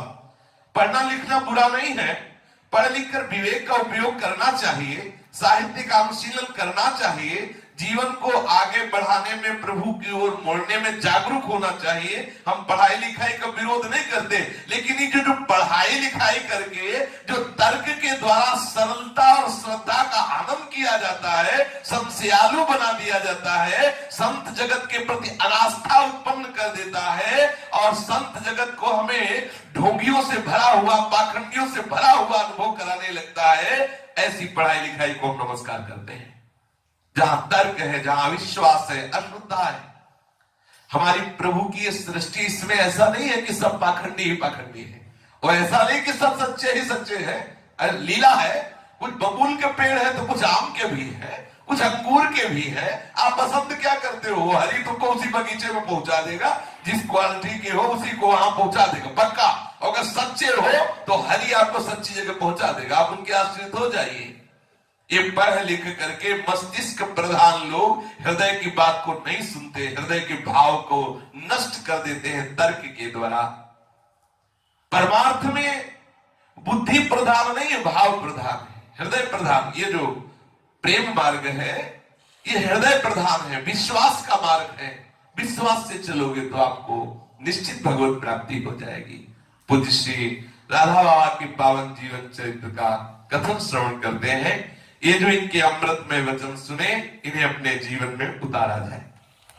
पूज्य श्री राधा बाबा, प्रसंग चल रहा है कि बाबा को तन्हाई की सजा दी गई, बड़ी कठिन सजा। भगवान कृपा करते हैं तब प्रतिकूलता देते हैं। बाबा को इस देशभक्ति के लिए बहुत बड़ा कष्ट उठाना पड़ा। शरीर में इंजेक्शन लगवाए गए थे अंग्रेजों के द्वारा, जिससे पूरे शरीर में बड़े बड़े फफूले चेचक जैसे थे। बहुत पिटाई हुई थी, जिससे पूरा शरीर सूजा हुआ था। सर्दी का समय था और वो नारियल के जाट के उसकी केवल इतना जितने से अंग ढका रहे उतना। तन्हाई में बहुत कठिन सजा होती है, आप लेट नहीं सकते हैं, बिल्कुल कड़ा शासन, आसपास सूल जैसे चुभे, मतलब ऐसा रहता है कि अगर उतनी जगह में आप खड़े रहे या बैठ जाए बस उतना, उसमें आराम व्यवस्था नहीं होती। ऐसी तन्हाई कोठरी में अकेले चक्रधर जी को बड़ा भयानक कष्ट सहना पड़ रहा था। अंग्रेजी शासकों ने कितना सताया, भारतवासियों को जान भी नहीं सकते। बाबा कभी कभी बोलते थे जब गीता वाटिका में, कितनी कठोर यंत्रणाएं सहनी पड़ी। उस कोठरी में नग्न शरीर, ऊपर से बुखार, ऊपर से चेचक और नारियल के टाट की वो थोड़ी सी पट्टी, जाड़े की रात, और कुछ भी खाने पीने की व्यवस्था नहीं। मैं जानता हूं कितना कष्ट देते थे अंग्रेज लोग। और बाबा को विष दिया गया जेल में, और उस विष का प्रभाव जीवन भर रहा बाबा को। पूज्य राधा बाबा को वहां जेल में विष दिया गया। बाबा को पता नहीं, विष की प्रतिक्रिया स्वरूप उनके मुख के भीतर घाव हो गया। जेल से बाहर आने के बाद बाबा ने बताया कि वैद्य को जब घाव दिखाए गए तो पता चला कि ये जहर देने से है। और ऐसा कितने भारतीय नौजवानों को था। उस घाव को देखकर उन वैद्यराज ने बताया कि ये विष है, विष पवाने से ये ऐसे घाव हो जाते हैं। बाबा ने भावी जीवन में पुस्तकों के आधार पर अपनी प्राकृतिक चिकित्सा स्वयं ही की। उससे कुछ लाभ अवश्य हुआ, परंतु शरीर का पाचन संस्थान उस विष से प्रभावित हो चुका और उसका कुपरिणाम बाबा को जीवन भर कष्ट देता रहा। वो विष का प्रभाव जीवन भर रहा। ऐसा चक्रधर जी को इतना घूसों से मारा गया था, इतना डंडों से चोट पहुंचाई गई थी कि वो मन ही मन भगवान को पुकार रहे थे। कभी राधे श्याम, कभी सीताराम सीताराम, कभी शिव शंकर ऐसे पुकार रहे थे। निरंतर नाम जप करते भगवान को पुकार रहे थे। चक्रधर जी तन्हाई वाली कोठरी में पड़े हुए थे। उसी दिन चक्रधर जी को एक दिव्य अनुभव हुआ। ये दिव्य अनुभव संध्या के समय उसी कोठरी से दूर एक दिखाई दिया कि विशाल पर्वत है। उस विशाल पर्वत का नाम ब्रह्मयोनि, और उस शिखर पर एक विशाल वृक्ष है, और उस विशाल वृक्ष की बड़ी अद्भुत शोभा है, और उसके नीचे भगवान शंकर विराजमान है।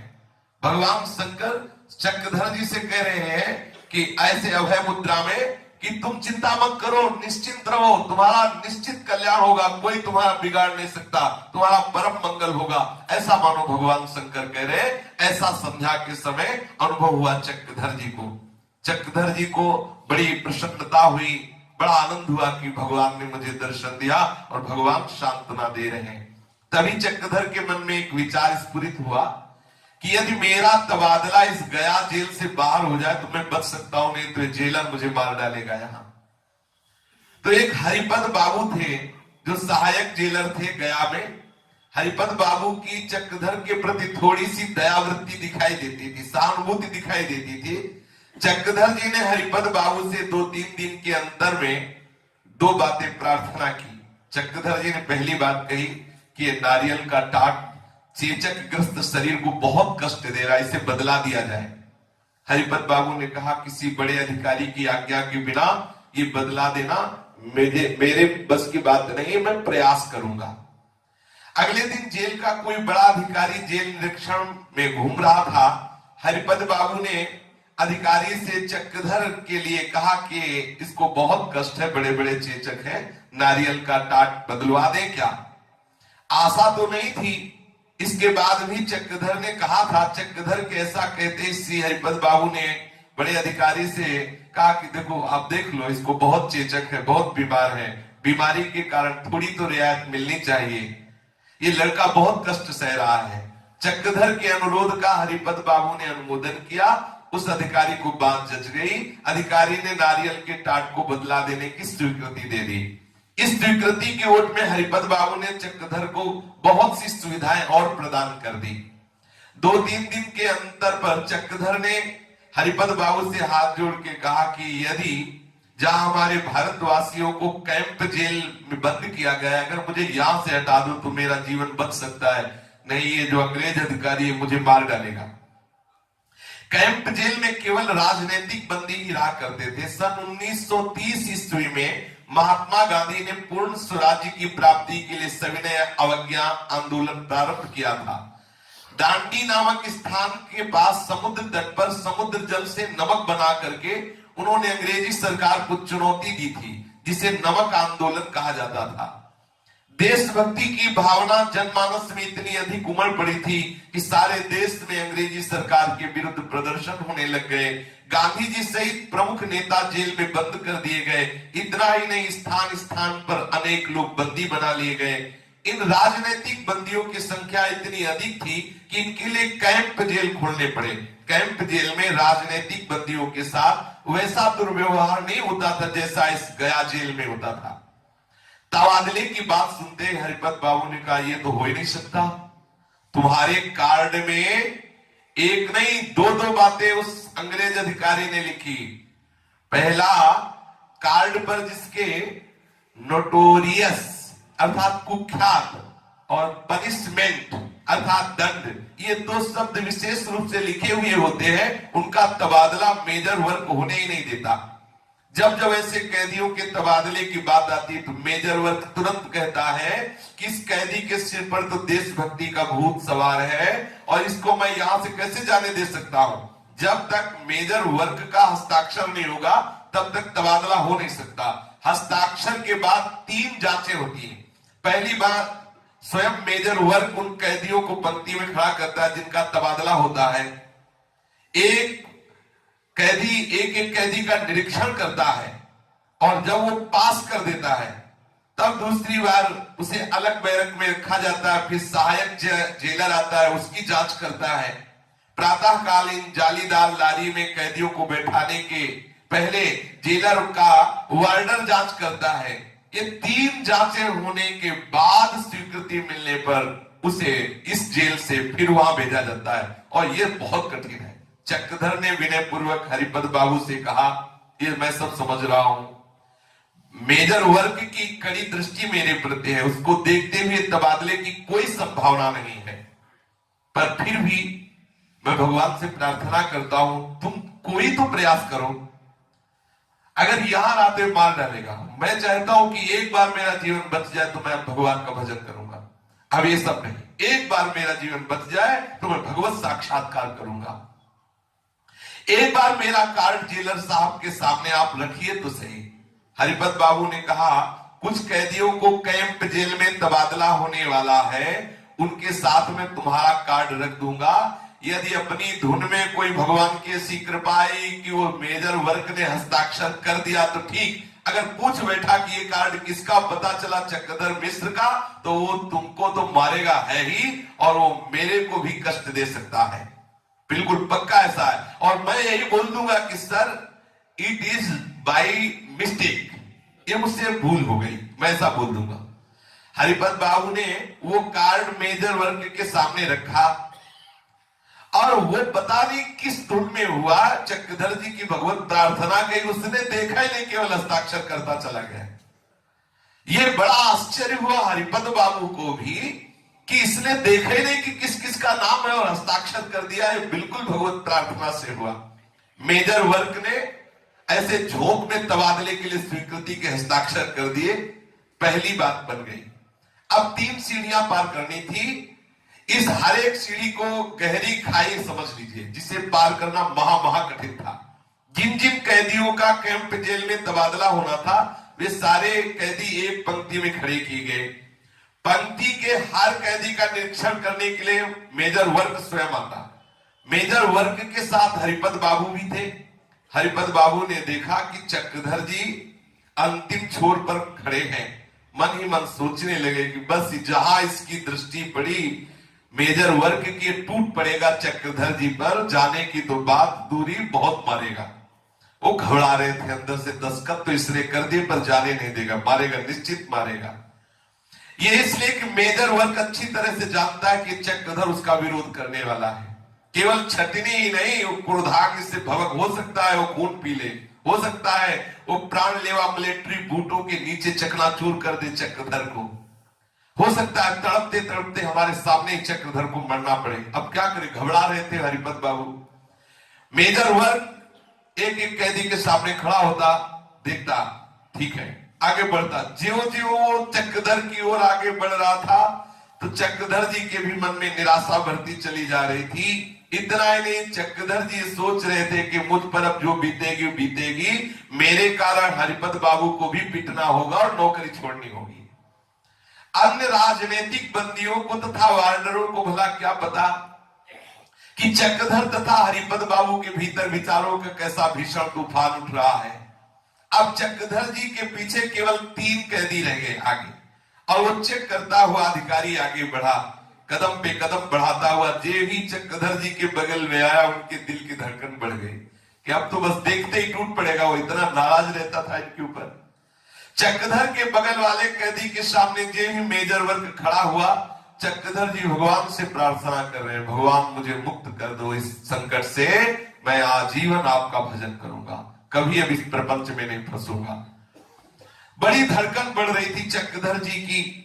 ये देखो भगवत कृपा ही होती, इसीलिए बहुत जोर का वैराग्य बाबा का हुआ। ये सब कष्ट प्राप्त किए ना, मन में आ गया दुखमय संसार। भगवान गीता जी में कहते हैं, जन्म मृत्यु जरा व्याधि दुख दोषानुदर्शनम, जन्म और मृत्यु और दुख और शोक रोग व्याधि, इनका चिंतन करो कि कितना भयानक कष्ट होता है, तो तुम्हें संसार से वैराग्य होगा। उसी समय बड़े जोर का धमाका हुआ। जो ही मेजर वर्ग के कदम चक्रधर जी के पास आने ही वाले थे कि कार्यालय में बहुत जोर का धमाका हुआ। ऐसा लगा किसी ने बम फोड़ दिया, एकदम भगदड़ मच गई। तो वो जो अधिकारी था वो भागा ऑफिस की तरफ कि ऐसा लगता है किसी भारतीय ने विरोध में बम फोड़। और हुआ ये था कि बहुत बड़ा एक बंडल उस बिल्डिंग के ऊपर रखा हुआ था और नीचे गिरा धड़ाम से, एकदम। अब वो सब भगदड़ मच गई। अब अधिकारी वो वहां गया, जब देखा कि बंडल है तो फिर वो दोबारा लौट के नहीं आया, पास हो गए। चक्रधर, ये देखो कितनी खतरनाक बात थी कि इतना विरोधी भारतीय नौजवानों का ये अंग्रेज, तो भगवान ने कैसे हटा दिया, एक सीढ़ी पार कर दी। बहुत प्रसन्न हुए चक्रधर जी की बच गए। अब उसकी जांच से, क्योंकि दस्तखत तो पहले ही उसके हो गए थे, अब उसकी जांच में यही रह गए थे, बंडल गिरने से, आवाज होने से वो भाग के उधर गया, तो लौट के जांच करने नहीं आया। चक्रधर और चक्रधर के साथ सिंहपत बाबू ने भीतर भीतर ठंडी की सांस ली। अभी तो 2 सीढ़ियां और पार करनी थी। तबादले वाले सारे कैदियों को एक अलग बैरक में भेज दिया गया। इस बैरक के इन कैदियों की जांच का कार्य सहायक जेलर को सौंपा गया। ये जांच सूर्यास्त के बाद रात को होती थी। जांच के कुछ पूर्व उस सहायक जेलर को इतनी जोर से पित्ताशय में भीषण दर्द हुआ कि उसने हरि बाबू से कहा कि हरिपद बाबू तुम ही जांच कर लो, हम तो अस्पताल जा रहे हैं। भगवान बड़े कृपालु। दूसरी जांच में वो तो जो जांच करने वाला था उसके पिता से भी इतना दर्द हुआ कि आया नहीं जांच करने, उधर ही चला। हरिपत बाबू तो थे ही इनको मुक्त कराने के लिए। बची तीसरी सीढ़ी। तीसरी जांच करने में जेल के बड़े बड़े वार्डर आते और वो जांच करते। सूर्योदय के पहले इन कैदियों को जेल से निकालकर जालीदार गाड़ी में चढ़ाया जाता। ये गाड़ी पुलिस की होती, विशेष प्रकार से सुरक्षा से बनाई गई थी। पुलिस के कड़े पहरे के अंदर कैदियों को एक स्थान से दूसरे स्थान में ले जाया जाता। तीसरी जांच के समय खड़ा वो वार्डर चक्रधर के पिताजी का जजमान निकला। उसने जब देखा कि अरे चक्रधर जी को भी यहां से मुक्त किया जाता है, तो उसने सोचा कोई रोक न ले, तो सबसे पहले चक्रधर जी को पकड़ा और बहुत डांटता हुआ रोज का नाटक करते हुए धक्का देके गाड़ी में चढ़ा दिया, कहीं कि कोई जांच दूसरी वार्नर न कर बैठे जो चक्रधर जी को रोक ले। तो सबसे पहले ऐसे ही किया, खूब गुस्सा दिखाते हुए चक्रधर जी को पकड़ा, धक्का मार के पहले गाड़ी में उन्हीं को चढ़ा दिया। चक्रधर जी के सांस में सांस आई कि बच गए, जीवन बच गया। भगवान शंकर की कृपा से चक्रधर की जांच की तीनों ये कठिन सीढ़ियां सरलता पूर्वक पार हो गई। अब श्री चक्रधर जी को कैंप जेल में ले गए। कैंप जेल में अपने देश के जो अंग्रेजों से मुक्त कराने वाले सब नौजवान राजनीतिक नेता सब वहां थे। सारांश में बता रहे हैं कि वहां जो सेवा करने के लिए अंग्रेजों की तरफ से आते तो बहुत दुर्व्यवहार करते थे। तो बड़े बड़े नेता सब मिल करके एक दिन विचार किया कि हम हड़ताल बोलते हैं और इनसे मांग करते हैं कि ऐसे ये दुर्व्यवहार करने वाले लोगों को कैंप जेल में सेवा में ना भेजा जाए, अच्छे लोगों को भेजा जाए। अब वो सब लाइन से बैठ गए। जब ये सूचना पहुंची अंग्रेजों को, तो अंग्रेजों ने 50 लठधारी भेजे और उन लोगों से कहा कि आप लोग उठ करके जाइए, ये हड़ताल मत कीजिए। लेकिन ये लोग नहीं माने। तो इसमें ऐसा लिखा है कि वो ऐसे जोर जोर से लाठी मारते कि ऐसे खोपड़ी फट जाती थी। पर उसमें भी चक्रधर जी की हानि नहीं हुई, 50 लोगों की हत्या हो गई। उस लाइन में चक्रधर जी बैठे हुए थे। फिर अंग्रेजों ने जब सुना कि वहां से नहीं उठ रहे, तो उन्होंने 400 बंदूकधारी गोली वाले बुलाए। फिर लोगों ने समझाया कि अगर तुम गोलियां चलवा दोगे तो पूरे भारतीय खिलाफ हो जाएंगे। फिर जल्दी से जल्दी मुक्त करने की बात आई कि कैंप जेल से सबको मुक्त कर दो। सबकी मुक्ति के कार्ड हो गए, लेकिन इनका कार्ड खो गया चक्रधर जी का। फिर समस्या। विद्वान बुद्धिमान प्रवीण थे, कार्ड को पहले देखो, बच्चेपन से इनमें थी, नोट खोल जाए इसलिए पहले नंबर याद था, ऐसे ही कार्ड खोल जाए इनको पूरा कार्ड याद था। अधिकारी ने पूछा उनका हमारा कार्ड खो गया। बोले कार्ड खो गया तो सजा भोगनी पड़ेगी, तुम मुक्त नहीं हो सकते। बोले पूरा कार्ड याद है, आप लिखो नया कार्ड में पूरी संख्या पूरा पूरा पूरा बता दिया और इनको जेल से मुक्ति हुई। बस हृदय में एक बड़ा विषाद छा गया। श्री चक्रधर जी जेल से मुक्त होते ही पहले विचार में मगन थे कि अगर मुझे भगवान यहां से जिंदा निकाल दे तो मैं केवल भजन करूंगा, मन में था। आए भाई लोगों ने विद्यालय में पढ़ाया, 10वीं 11वीं 12वीं की क्लास में पर इनका हृदय अंतर में द्वंद्व मच रहा था, मुझे इस संसार में नहीं रहना। विचार मंथन करते और प्रतिदिन भगवान को एक पत्र लिखते और रोज पत्र लिख करके ठाकुर जी को अर्पित करते। एक पत्र रोज लिख करके कि भगवान, और अपने भाव प्रकट करते, हे करुणा में किन भावों को लेकर तुम्हारी अर्चना करूं, अशांत हृदय में भाव कहां, बहा दो शांति की धारा मेरे हृदय में, दुख से कातर हृदय में शांति का संचार कर दो। हे करुणा निधि, डूब रहा हूं, किनारा नहीं देख पा रहा। हे भगवान, तृष्णा की अगम अगाध इस अरणों में पड़ करके लहरों के थपेड़ों का सामना कर रहा हूं, कितनी देर कर सकूंगा। भगवान दया करो, मेरी हीनावस्था पर तरस खाओ। हे प्रणतपाल, अपनी करुणा की कोर कर दो, मेरी नाव इस संसार से बाहर कर दो। हे विभो, मेरी नाव पार कर दो, किनारे तुम ही लगा सकते हो, तुम्हारे सिवा मेरा कोई नहीं है। अज्ञान के अंधकार में पड़ा हुआ हूं, तुम्हारी ज्योति का संचय मैंने आज तक किया है। हे करुणा में, हे अधम उदाहरण, अंत में कातर होकर के मैं तुम्हारी शरण में आया हूं, मुझे स्वीकार कर लो। बाबा ऐसे पत्र लिखते हैं। उन दिनों के भाव यदा कदा व्यक्त भी करते। मेरे जीवन समस्या की तो एक ही मीमांसा है, अब मैं ईश्वर प्राप्ति करूंगा, दूसरा कुछ नहीं। दृढ़ निश्चय हो गया बाबा को। ये जेल की भयानक यंत्रणा, ये सब दुर्दशा देखकर विचार किया, अब इस मनुष्य जीवन का लक्ष्य केवल भगवत प्राप्ति है। यदि इस जीवन में मैं श्री कृष्ण की प्रत्यक्ष प्राप्ति नहीं कर सकूंगा तो मेरा जीवन व्यर्थ चला जाएगा, एक बोझा होगा ये मनुष्य जीवन, भार होगा जीवन। यदि भगवत प्राप्ति हो गई तो अमृत होगा जीवन। किसी भी बात की सत्यता उसकी प्रत्यक्ष उपलब्धि पर ही प्रतिष्ठित है। बिना ईश्वर का प्रत्यक्ष अनुभव किए मैं अपने जीवन को कैसे सत्य मान लूं? जब तक मेरे स्वयं का वैसा अनुभव नहीं हो, ईश्वर के संबंध में मेरा विश्वास पर्वत के समान दृढ़ कैसे हो पाएगा? क्या ईश्वर को मैं देख सकता हूं? जो परम सत्य है उसका स्वरूप कुछ भी हो, मुझे उसकी प्रत्यक्ष उपलब्धि इसी जीवन में अवश्य अवश्य करनी है।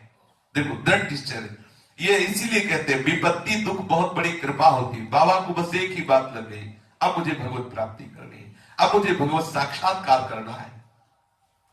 संसार जितना प्रत्यक्ष प्रतीत होता है उससे कहीं अधिक प्रत्यक्ष मुझे परमात्मा को करना है।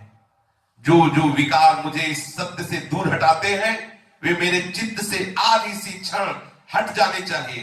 ये कौन सा शैतान है जो बार बार मुझे पशु के समान भोगों में फंसा रहा है, मुझे अज्ञानी बना रहा है? ये शरीर मेरा जीवन हो ही नहीं सकता। ये शरीर मेरा नहीं, ये शरीर मेरा नहीं, ये शरीर मेरा जीवन हो ही नहीं सकता। मैं तो नित्य हूं, शरीर अनित्य है, मेरा इसका संबंध कैसा? आहा, इस शरीर से सनकादि की विद्या भी मुझे मिल जाए तो भी इसकी मृत्यु तो एक बरसाती फतिंगे की तरह होगी ही होगी। राजाओं का राजा सम्राट भी एक महानिर्धन की तरह मरता है, मृत्यु को प्राप्त होता है। दुर्बल से दुर्बल भी जीव एवं स्वस्थ एवं बलवान पहलवान ये सब मृत्यु के गाल में जाते हैं। मैं इस शरीर से प्यार नहीं करूंगा, ये शरीर मेरे आनंद का विषय नहीं, ये शरीर मेरा जीवन नहीं। बाबा ने अपनी संपूर्ण जीवनी शक्ति एकमात्र भगवत प्राप्ति पर केंद्रित कर दिया। मुझे भगवत प्राप्ति करनी।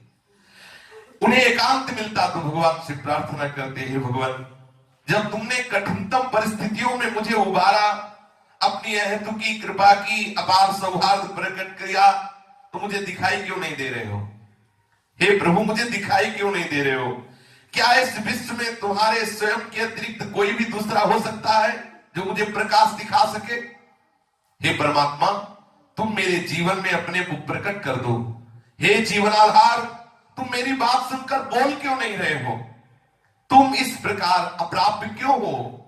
अन्य किसी से मुझे कुछ भी नहीं सीखना, तुम स्वयं आकर मुझे सिखाओ। मुझे सीखना तुम्ही से है, मुझे तो तुम स्वयं आकर के सिखाओ, क्योंकि आप क्या सिखाएंगे? सब जीवनहीन है, सब विषयों में फंस रहे। तुम बोल नहीं सकते क्या?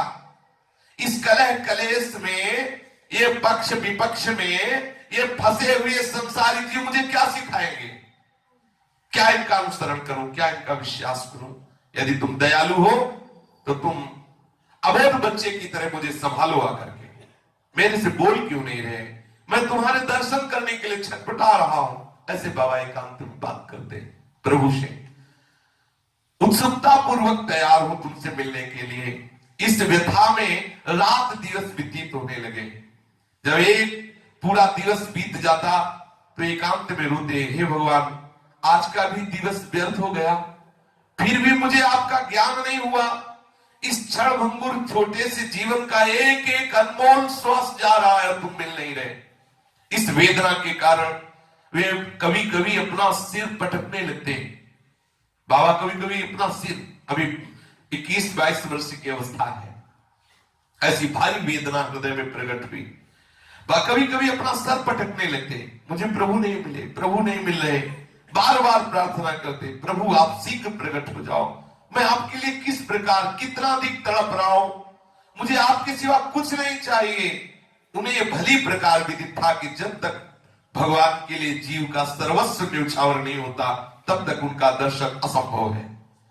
जिस समय भी समग्र प्राण शक्ति से उपासक छटपटा जाता है उसी समय भगवान अवश्य अवश्य प्रकट हो जाते हैं। उनकी अंतर वेदना ऐसे प्रकट हो रही थी। बाबा पुकारते, जीवन धन पुकार रहा हूं, आज कल भी पुकारूंगा, जब तक प्राण रहेंगे तब तक पुकारता रहूंगा। हे सर्वव्यापी, तुम सुन रहे हो ना? तुम सुनोगे, मुझे कृतार्थ करोगे।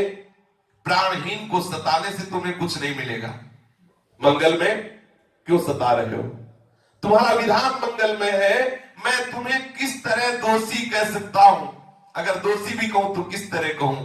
प्यारे, एक प्रार्थना है, तुम भूलना नहीं। हे प्राणाधिक, तुम बहुत दूर नहीं हो, सचमुच तुम बहुत निकट हो, परंतु मैं नहीं समझ पा रहा हूं, मैं नहीं देख पा रहा हूं, मैं तुम्हें अनुभव नहीं कर पा रहा। शरणागत पाल, शरणागत की रक्षा करने वाले, शरणागत की रक्षा करो। हे मंगल में, तुम्हारा विधान मंगल में है, भूलना मत प्रीतम। ये तुम्हारा चक्रधर तुमसे प्रार्थना कर रहा है। अंदर अंदर बाबा को एक बात और कष्टप्रद लगी। बाबा ने घटना सुनी उसी समय कि एक विधवा स्त्री थी, वो अपने सुख के लिए, उसका एक जवान पुत्र था, उसको विष दे दिया। अपने शारीरिक सुख के लिए विधवा स्त्री ने विष दे दिया, और वो परिचय की थी। जब बाबा ने सुना कि उस विधवा स्त्री ने मात्र अपने शरीर सुख के लिए अपने जवान पुत्र को विष दे दिया, बाबा ने उससे बात की। जब पता चला कि बात बिल्कुल सत्य है, तो उनका घोर अधापतन। ऐसे मुझे दुष्ट संसार में नहीं रहना। कितना कठिन कलिकाल, कैसी कैसी स्वार्थपरता। एक मां अपने बेटे को जहर दे देती है, केवल एक सुख के लिए, शारीरिक सुख के लिए। बाबा को बहुत दुख हुआ। कलकत्ते आने के बाद आत्मी कहलाने वाले जितने स्वजन थे, अब बाबा देखो, अब दृष्टि बदल गई, अब लक्ष्य हो गया ना भगवत प्राप्ति। तो जो जो प्यार दिखाता है सबको देख रहे हैं, सब में स्वार्थ की गंध आती। लेकिन देखो कैसा कैसा स्वार्थ की गंध का नाटक है।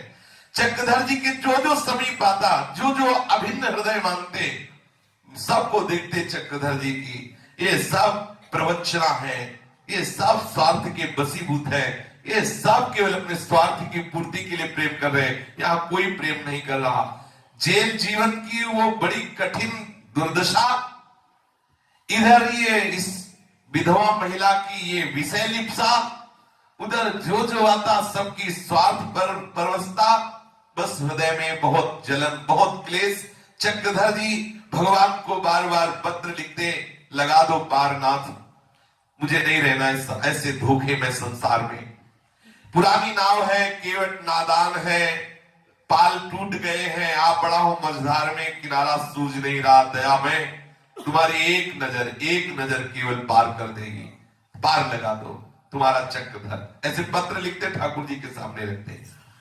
भवसागर की तरल तरंगों ने मुझे मृतपाय बना दिया है, इसकी उद्दंड हिलोरों से मैं तंग आ गया हूं। जीवन ज्योति लुप्त हो गई है, सहारे के लिए हाथ पसारने पर लोग ठुकरा रहे हैं। हृदय कोई खीरा नहीं है, हृदय कोई खीरा नहीं जो चाहे जैसे चाहे खा ले। दया में यहां सब फाड़ खाने के लिए तैयार है। अच्छा, मैं आपको कैसे दिखाऊं अपना हृदय? ये संसार सब घृणा कर रहा है। तुम ही अनाथों के नाथ हो, विभो सर्वेश।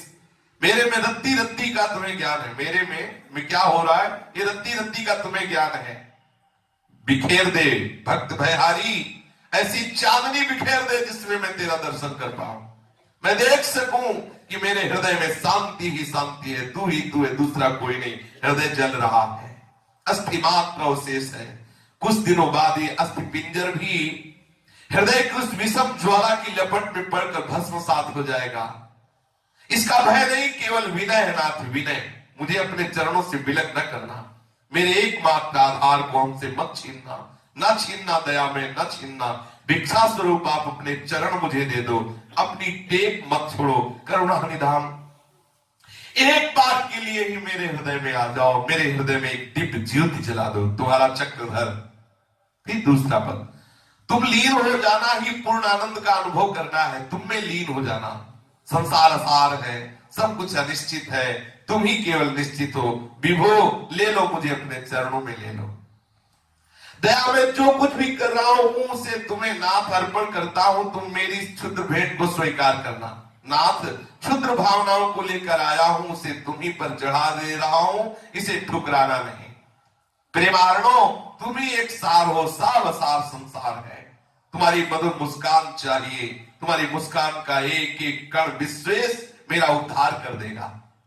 विनय मेरी तुमने सुनी है नाथ, मैंने अनुभव किया है, जब जब पुकारा तब तब तुम हमारे करुणा में, हमारे सामने कृपा में हमारा सहयोग किया, हमें उबारा। तुम्हारी पवित्र मुस्कान का आभास मुझे मिला नाथ, सब कुछ तुम में अर्पण करता हुआ तुम्हारे शरण में आया हूं। अब मुझे शरण में स्वीकार कर लो, अपने भजन से कभी विलंब मत करो। हे शरण पाल, दुख से जर्जर जीवन की शांति तुम्हारे पास है नाथ। मांगता हूं एक चीज नाथ, दुख सुख में मेरे भाव एक हो जाए, पूर्ण त्याग कर्म फल का त्याग कर सकूं, समझ सको सर्वदा ही कि जो कुछ मैं कर रहा हूं तुम्हारे द्वारा कराया हुआ है। मैं तुम्हारा हूं, मैं एक साधन मात्र हूं, बस ऐसा मुझे अनुभव करा दो। ऐसे बाबा पत्र लिखते हैं। फिर बाबा एक बार अपनी पत्नी से मिले। बाबा के एक पुत्र हुआ जो मरा हुआ प्रकट हुआ और हृदय में वैराग्य की ज्वाला प्रबल हुई। पत्नी को मिलकर के अपनी स्थिति समझाई।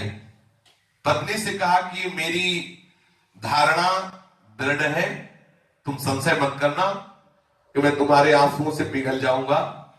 मैं संशयहीन होकर दृढ़ता पूर्वक कह रहा हूं कि ये माया का जो प्रसार है, इसके पीछे एक अखंड विनाशी सच्चिदानंद में परमात्मा है। वो इतना घनीभूत आनंद का स्वरूप है कि उसके सामने ये शरीर और इंद्रियों का सुख कुछ नहीं है। उस परमात्मा के आनंद में डूबने के लिए मैं इस गृहस्थी का और इस गृहस्थी के कार्यों का संपूर्णतया त्याग करता हूं। बहुत गंभीरता से सुन, अपनी पत्नी से कह रहे बाबा कि मैं तुम्हारे आंसुओं से पिघलने वाला नहीं, मैं जो कह रहा हूं उसे सुनो। परमात्मा अपार आनंदमय वैभवमय है, उसके पाने के लिए मनुष्य शरीर मिला है। मैं इस खेल में भोगों के या इस संसार में अपने चित्त को उलझा दूं, अब ऐसा नहीं हो सकता।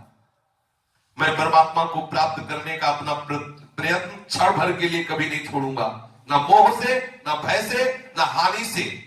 कभी किसी भी स्थिति में मैं भजन अब नहीं छोड़ सकता, कदापि नहीं। मुझे तो क्षण भर भी उस दयामय आनंद निधि परमात्मा से अब दूर रहना असह्य हो गया है। उसको ना पाने की असह्य छटपटाहट वश मैं पागल भले ही हो जाऊं, परंतु मैं प्रभु को पाए बिना विश्राम नहीं ले सकता। अपनी पत्नी से बाबा बात कर रहे हैं। अब भला तुम हमारी धर्म पत्नी हो तो हमारी समस्या कैसे बन सकती हो? अब वो शांत गंभीर चुप बैठी, कुछ नहीं बोल रही। परिवार में होने वाली समस्त घटनाएं, पति की चरण आश्रित होने पर वो सब सहती थी। परिवार में होती रहती बातें, और बड़े भाई थे और परिवार में भी थी, सब बातें तो चुपचाप सहती रहती। कभी बाबा बैठकर बात नहीं किए। अब जब बात कर रहे हैं तो ये बात कर रहे हैं कि तू रोती है तो भी कोई फर्क नहीं पड़ने वाला, अब मैं तो वैरागी बनकर आनंद पूर्वक भगवत भजन करो। वो चुप शांत बैठी।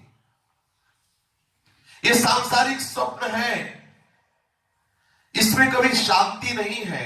शांति आनंद प्रभु के चरणों में है।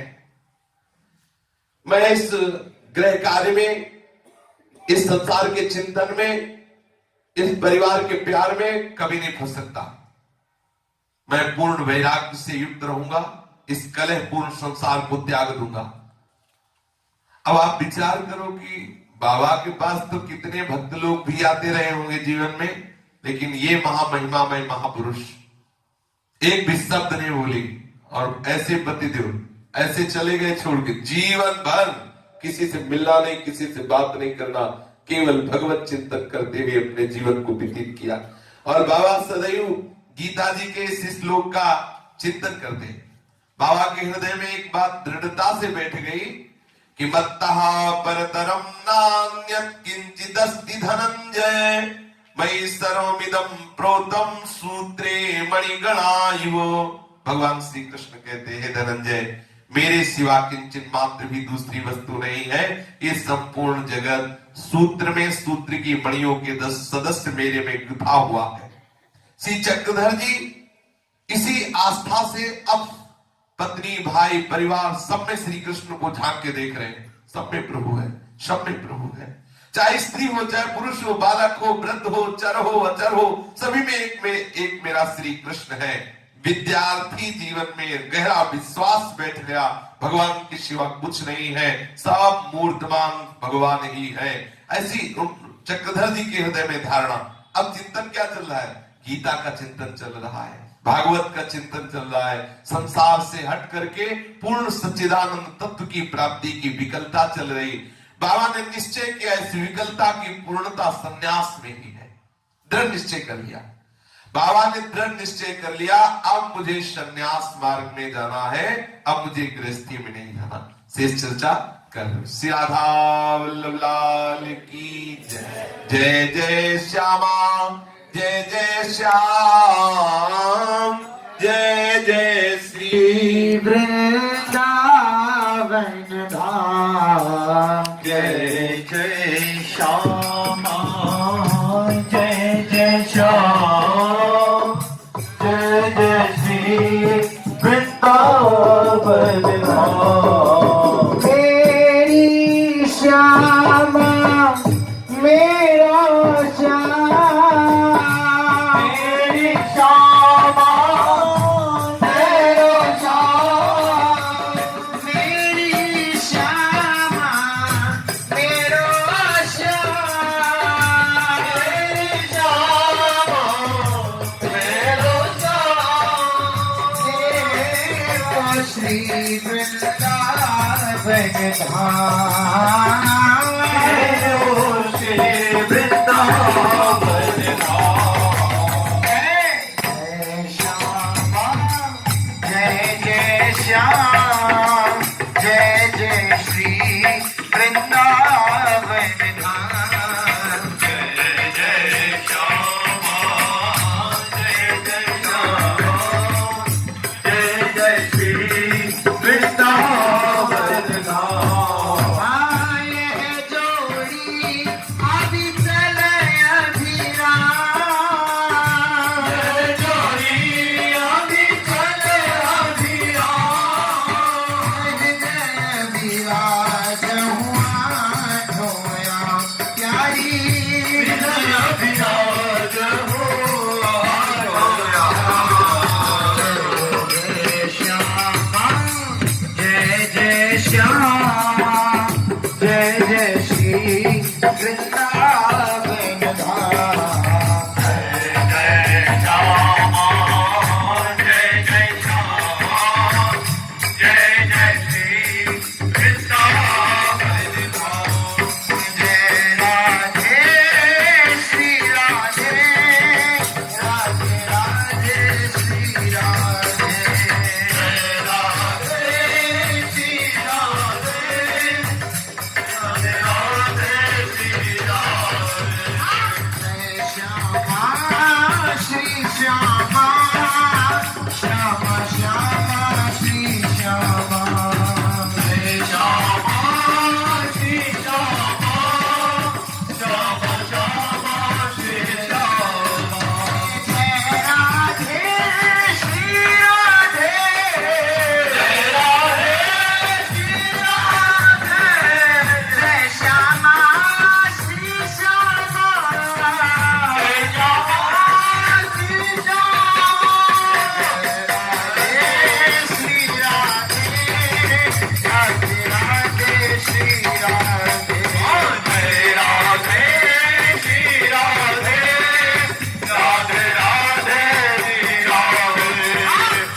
श्यामा श्री श्यामा, श्यामा श्यामा श्री श्यामा।